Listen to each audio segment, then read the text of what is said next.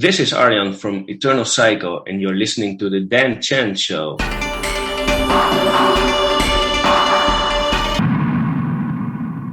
Hey, Arjan, how are you, mate? Hey, Dan. Nice to meet you here online on your radio channel.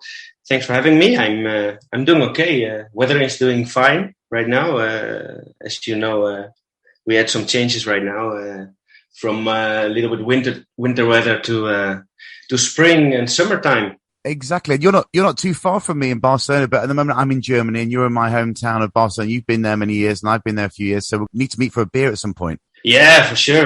We have to do that. Yeah, I didn't know you were living over here. No, same, mate, same. So We'll get into the nuts and bolts of that in a bit, but so let's just get into the music. You've just released your album Trail of Agony. How's the response been now it's out? The response is actually quite fabulous. We didn't know what to expect, what the audience would think about it.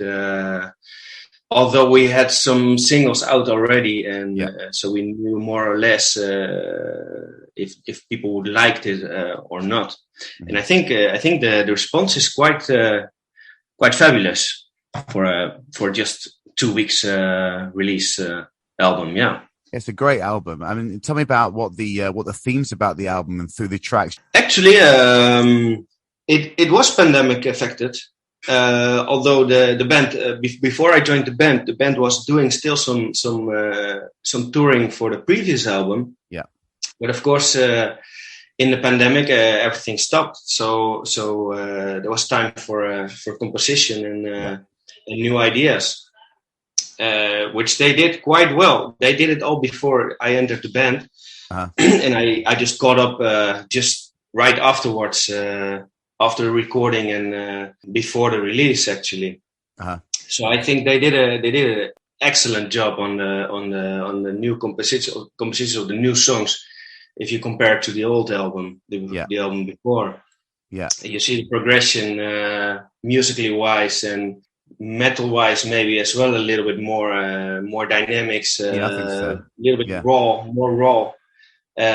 And a little bit more extreme, I think. Yeah, I agree with that. So, what are the band themes? You know, what do the band like to write about? You mean lyrics wise? Yeah, lyrics wise. Actually, Becca is writing all the lyrics, and she talks about society, personal situations.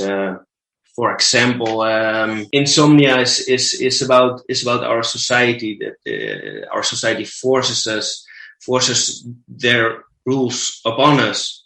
Mm-hmm. But at the end, we can choose our own destiny. So it's always an interaction between society and your inner self. To what can you do with that? So, you joined the band in December. The album came out in April. So you're from Holland and the band is Spanish, but you live in Spain now, as we've just said. Now, how did you get the gig? How did that come about? Actually, I've lived in Madrid. The band is from Madrid. I live close to Barcelona, but the band is from Madrid. I've lived in Madrid for about 15 years before I went to Barcelona. Mm-hmm. And actually, my partner, she has a photographic project, which is called Rocking Ladies. Mm-hmm. And Becca participated a couple of years ago before the pandemic in the project. Mm-hmm. So they got to know each other and we went to see some shows of Eternal Cycle before the pandemic and at the end of the pandemic as well. And Becca told my partner, she said, we're looking for a new drummer because the old drummer cannot do it anymore, and maybe you know some drummer. And she said, well, maybe you can ask Arjan. And she said, oh yeah, maybe we can do that. And we had just a small video chat, and they say, okay, let's do it. Let's try this. Yeah. So that was in November, and in December, the old drummer had the last gig, and I joined the band. So you slipped straight right in, didn't you? Yeah. Yeah. So you knew much about the band before? Were you a fan of the band before? Actually, I really liked the band. I saw them, I think the first time. The band is from 2017, mid-year. And I think I saw them for the first time in 2019. Uh-huh.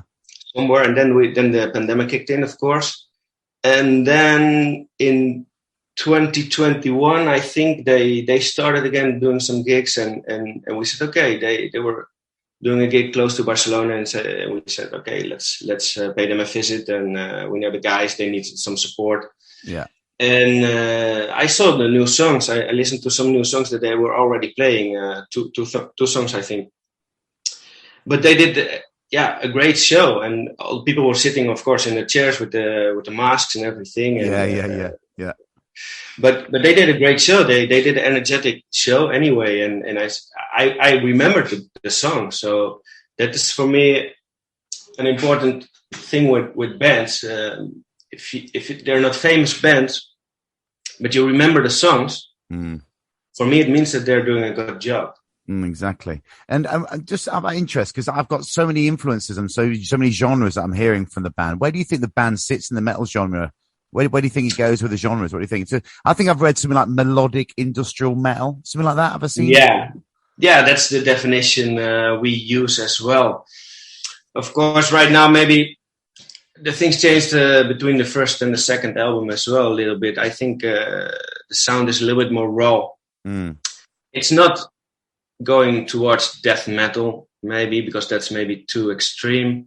But there are some influences as well. The raw vocals of Lucky help as well, of course, in that aspect. So I will just call it, maybe some melodic industrial metal. The industrial is more of the because of the electronic samples, of course. Exactly. And who does those samples? Do you do it in house? It's Lucky. It's the second singer. Yeah, cool. The growler.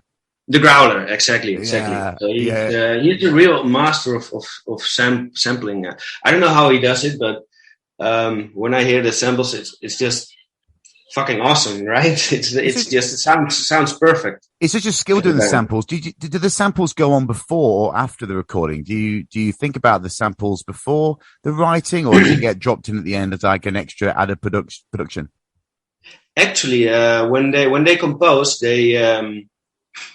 they start with some bass line on guitar, but as well the electronic samples straight away.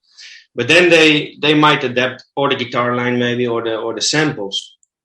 Normally, the concept of Eternal Psycho is everybody can play their instrument pretty well, but we choose maybe to simplify themes, so the song doesn't choke. We leave room for the electronic samples. We leave room for the guitar solo. We leave room for maybe some drum parts, vocal parts, of course, which is the most important, I think, in this band.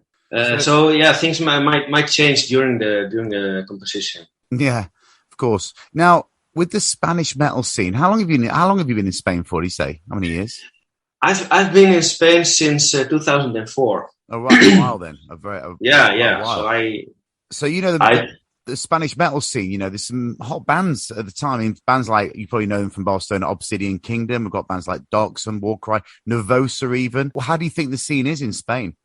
I think right now the scene is actually getting better and better. I mean, in 2004, 2006, when I was starting some bands here in Madrid, we were a pretty okay scene and growing. But then the economy fell down, of course. It dropped in the crisis of 2008.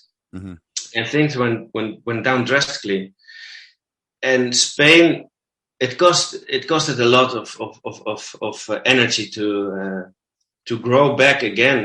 And right now, we have some top level bands, like you say. Nervosa is partly from Spain, of course, from Brazil, but they're partly from here, from Rocio. Yeah, from Madrid.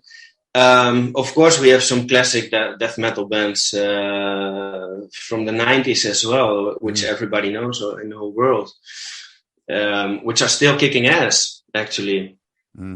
So we have right now a new death metal classic band, Cancer, from the UK. Actually, you must know them. Yeah, of course.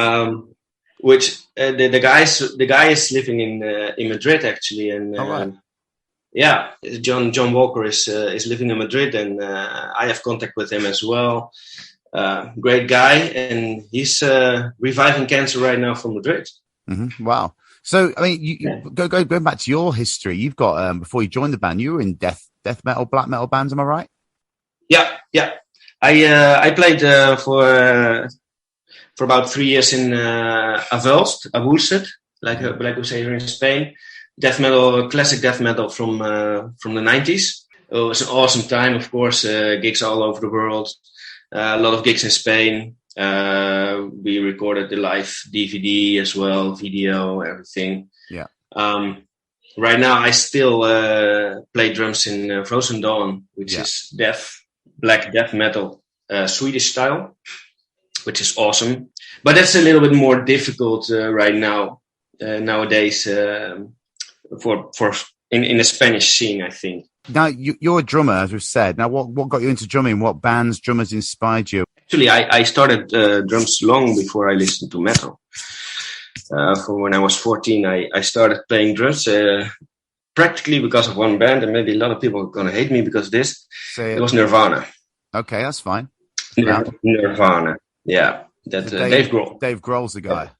Dave Grohl was my guy, and he's still a lot of things, a lot of chops, and a lot of grooves that I play are just copies of his grooves. And then I adapt them to extreme metal, death metal, or melodic metal. And that's not difficult to do with the Dave Grohl style, is it? Because he is that. He's that. You know, he does that naturally, doesn't he?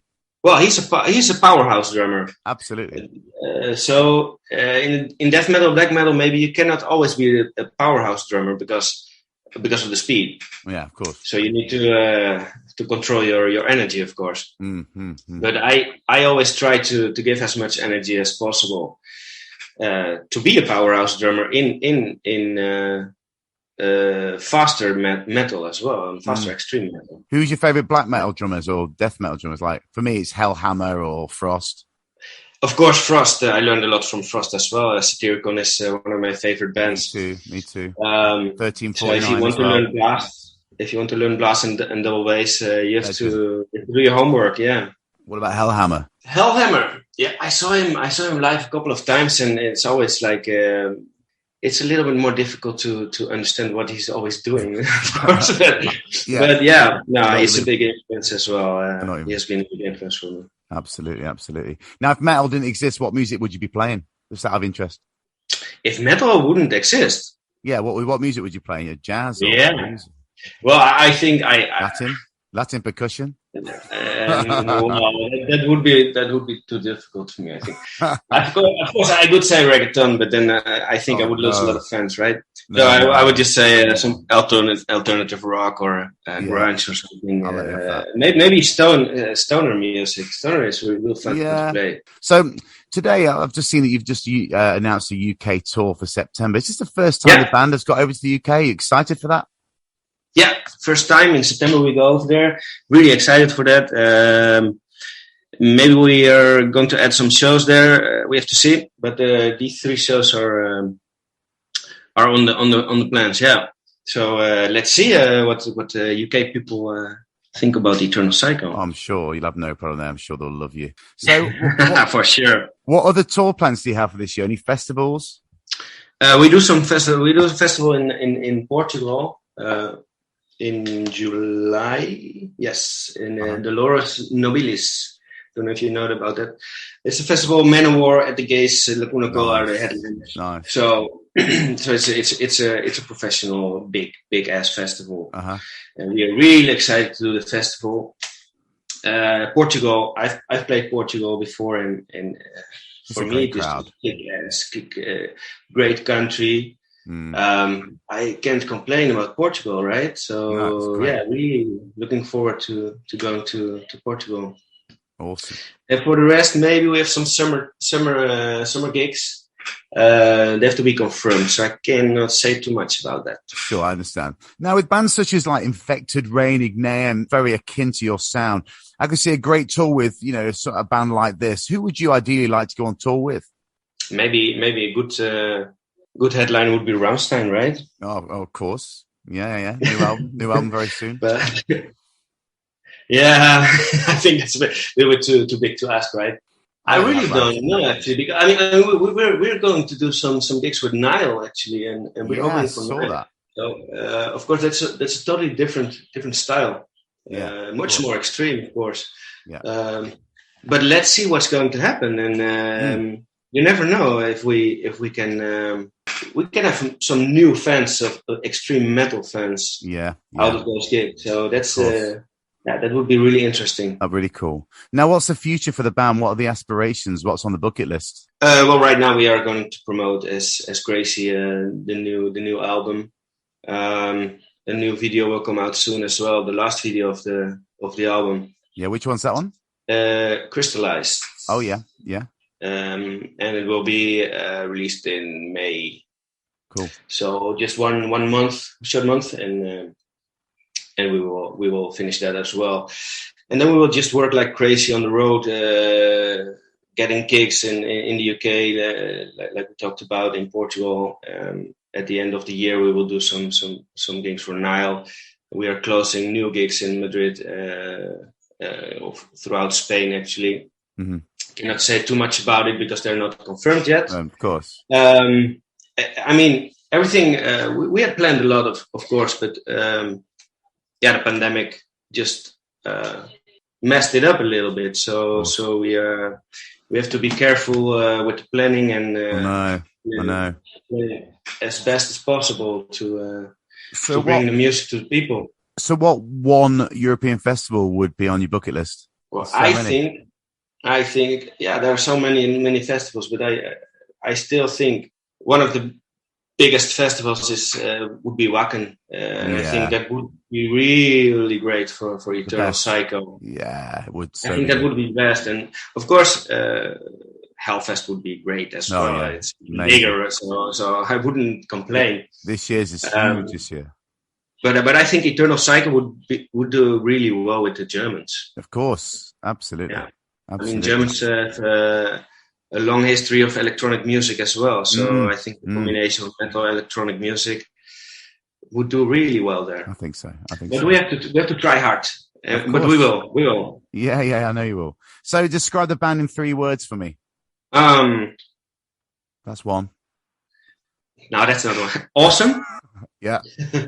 Heavy. The last one, let's say, maybe melodic soloing. Yeah. Those are 2 words. Yeah, I'll let you off. I cheated a little bit. I'll let you off. So finally, what message do you have for people who are just finding out about Eternal Psycho? Okay, please check out our new album. It's available on all the digital platforms. You can get your physical copy as well.